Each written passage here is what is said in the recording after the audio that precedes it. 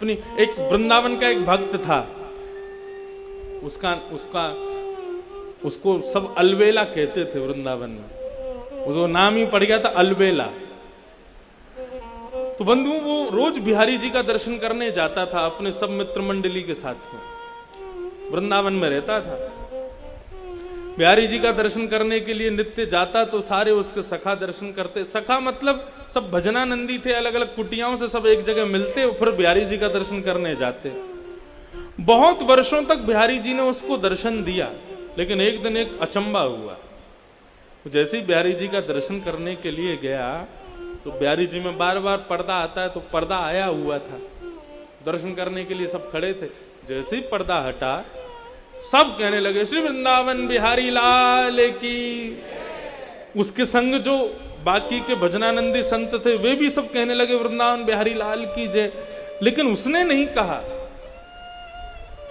वो सामने जब देख रहा था तो बिहारी जी जब बाहर विराजते हैं तो बगल में सखियां चंवर ववर लेके सब खड़ी रहती हैं, चांदी के सिंहासन रहता है, सब फूल बंगला बना रहता है। फूल बंगला है, सिंहासन है, सखियां हैं, लेकिन बिहारी जी उसको नहीं दिख रहे थे। अगल बगल वालों को बोला, बोले तुम जय जयकार क्यों बोल रहे हो? बोले अरे बिहारी जी के दर्शन तो जय जयकार से ही होते हैं। उसने आंख मीड़ करके देखा, बोले बिहारी जी बैठे हैं सामने? बोला अरे दिख तो रहे सामने, तू दर्शन क्यों नहीं कर रहा है? और वो कैसे कहे सबसे कि मुझे दिख ही नहीं रहे हैं। वो मनी मन विचार करने लगा, अपनी आंखें मीड़ने लगा, क्या हो गया, मुझे ठाकुर जी दिख क्यों नहीं रहे हैं? चला गया, रात भर सोया नहीं, कुछ खाया नहीं, कुछ पिया नहीं। यमुना जी से प्रार्थना करता है कि हे यमुना मैया, मुझसे कोई अपराध है गयो जो ठाकुर जी मुझको दर्शन नहीं दे रहे?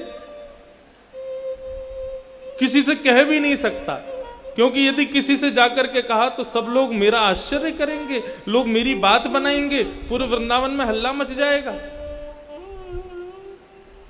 शाम को प्रणाम करके पुनः बिहारी जी का दर्शन करने के लिए गया। बोले कल पता नहीं क्या हुआ, मैं देख नहीं पाया हूँ, मुझसे कोई अपराध बन गया होगा, आज बिहारी जी दिखेंगे। दूसरे दिन जब पुनः गया, सबने दर्शन किए, कपाट खुलते ही सब जय जयकार करने लगे, वृंदावन बिहारी लाल की जय। उसने फिर देखा तो सामने फिर बिहारी जी नहीं दिखे, अकेला सिंहासन खाली। चिंता में पड़ गया, ब्लड प्रेशर हाई, पसीना पसीना हो गया। मुझसे क्या अपराध हो गया, बिहारी जी मुझे दिख क्यों नहीं रहे हैं? किसी को पता ना चले तो उनसे बड़े अलग ढंग से पूछता है, बिहारी जी की पोशाक बड़ी सुंदर है ना? तो बताते हाँ आज तो पीली पोशाक पहनी है, हाँ देखो कमल की माला पहनी है, बिहारी जी का मुकुट कितना सुंदर लग रहा है, बिहारी जी की सुंदर देखो क्या छटा दिख रही है, गाल ऐसे चमक रहे हैं। सुन करके रोने लग जाता, बोले मुझे क्यों नहीं दिख रहे हैं? रात भर नहीं सोया, 2 दिन हो गए, ना सोया ना खाया ना पिया, कुछ नहीं, बस इसी चिंता में है कि बिहारी जी मुझे दर्शन क्यों नहीं दे रहे। तीसरे दिन सुबह वृंदावन परिक्रमा लगा करके आया, यमुना स्नान किया, ब्रजवासियों को प्रणाम करने लगा। अरे कोई अपराध हो गया हो तो हे बिहारी जी क्षमा करना।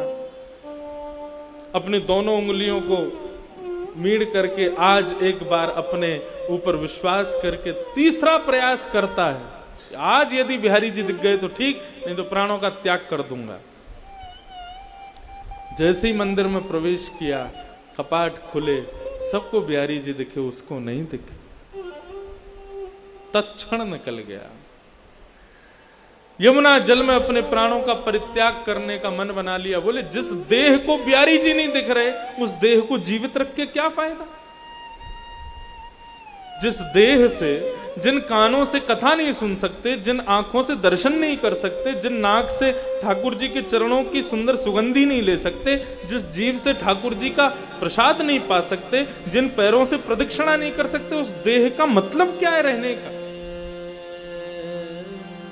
निकल गया। बोले आज प्राणों का परित्याग कर दूंगा। यमुना के किनारे जाकर के बैठ गया, हे यमुने मैया कृपा करो, मुझसे कोई अपराध है गया? मुझको याद है मैंने ऐसो कछु ना कियो, जाके भाव से ठाकुर जी मुझको दर्शन नहीं दे रहे हैं। यदि मेरा कोई अपराध है, बिहारी जी मुझको दर्शन नहीं दे रहे हैं, तो या दर्शन ना देनो तो एक प्रकार से मेरो वध के समान है, मैं आज अपने प्राण त्याग दूंगा। यमुना जल में प्रवेश करने लगा अपने प्राणों के परित्याग के लिए। तभी एक व्यक्ति वहां पर आया, उसको कुष्ठ रोग हो गया था, उसको एक रोग हो गया था, उसके पूरे शरीर पर, पूरे अंग पर, पूरे मुख पर दाने हो गए थे। उस व्यक्ति ने आकर कहा, अरे महाराज रुको, अपने प्राण मत त्यागो, यदि तुम चले गए तो मेरा बहुत बड़ा घाटा हो जाएगा। बोला तुम्हारा क्या घाटा होगा? बोले बाहर तो आओ, मेरी बात तो सुनो। वो बाहर आए, उन्होंने कहा क्या बात है, क्या कहना चाहते हो? बोले महाराज मेरे को एक त्वचा का रोग हो गया है। बोले अच्छा, तो इसका इलाज करवाऊं, मुझसे क्यों पूछ रहे हो? बोले कि मैंने इलाज करवाया लेकिन मेरा ये दूर नहीं हुआ।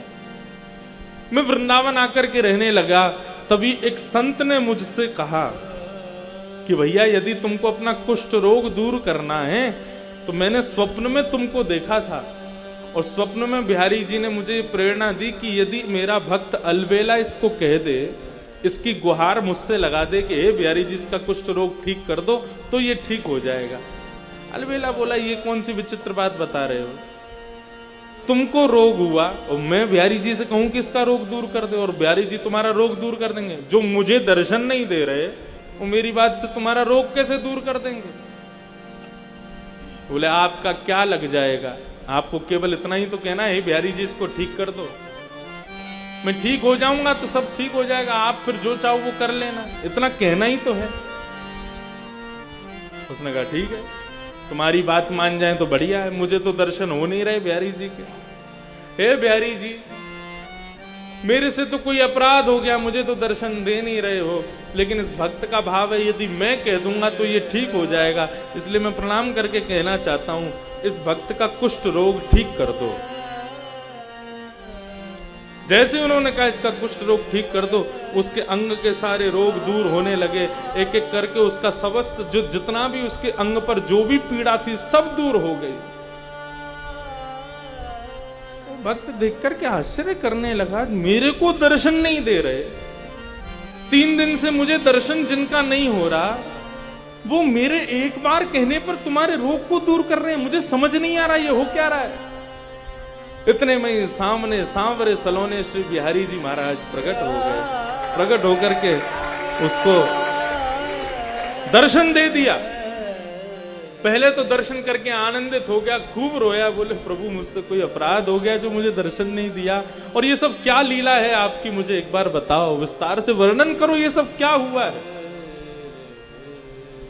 बिहारी जी कितनी अच्छी बात कहते हैं। बिहारी जी बोलते हैं संसार के लोग मेरे मंदिर में आते हैं, सब कोई भी शांत नहीं रहता है, बोलते ही रहते, बोलते ही रहते, बोलते अपने सब कष्ट मुझको बताते हैं, किसी के परिवार में कष्ट, किसी के शरीर में कष्ट, किसी की मैया से दुखी, किसी कोई पत्नी से दुखी, कोई बच्चों से दुखी, सब कष्ट में हैं, सब मुझसे आकर के यही मांगते रहते हैं कि हे बिहारी जी कृपा करो।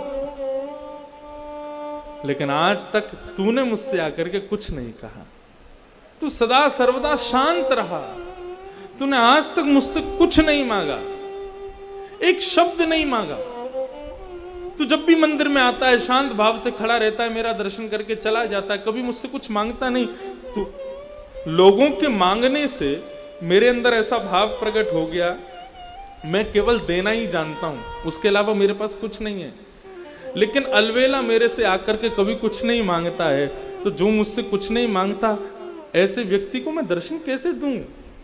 वो मुझसे कभी कुछ मांगता ही नहीं है, उसको दर्शन देने का तो मुझे अधिकार ही नहीं है। मुझे स्वयं पर एक ऋण जैसा लगता है, तू कुछ मांगता नहीं है तो, क्योंकि संसार के लोग मांगते हैं, तू नहीं मांगता ना, इसलिए मुझे ऋण लगता है, ऐसा लगता है मुझ पर लोन चढ़ा दिया तूने, इसलिए उस ऋण से उऋण होना चाह रहा था मैं, इसलिए 3 दिन से भाग रहा था। ऋण मांगने वाले जब आते हैं तो ऋण देने वाला भाग जाता है। ऐसे ही तू रोज आता था तो मैं रोज चला जाता था कि इसका ऋण मुझ पर चढ़ा है, मैं कैसे दूर करूं उस ऋण को। लेकिन आज मैंने एक लीला करवाई, तू 3 दिन से रो रहा था मुझे दर्शन दो दर्शन दो, मैंने कि पहले तेरा ऋण चुकता होगा तभी तुझको दर्शन दूंगा। तो मैंने ऐसी योजना बनाई कि तेरे द्वारा कुछ तो मांगा जाए, तो इस कुष्ठ रोगी का कुष्ठ रोग दूर करने का भाव तूने मुझसे मांगा, तेरा ऋण उतर गया, मैंने तुझको दर्शन दे दिया। इसका मतलब दो भाव में हैं। इसका मतलब ये मत समझना कि बिहारी जी से तो हम कुछ मांगेंगे नहीं तो बिहारी जी अदृश्य हो जाएंगे, नहीं। अरे विचार करो, बिहारी जी के सामने जाकर के केवल शांत रहोगे, कुछ कहोगे नहीं, केवल बिहारी जी का दर्शन करोगे, अपने मनोभाव कुछ नहीं व्यक्त करोगे। शांत व्यक्ति ठाकुर जी को अति प्रिय है।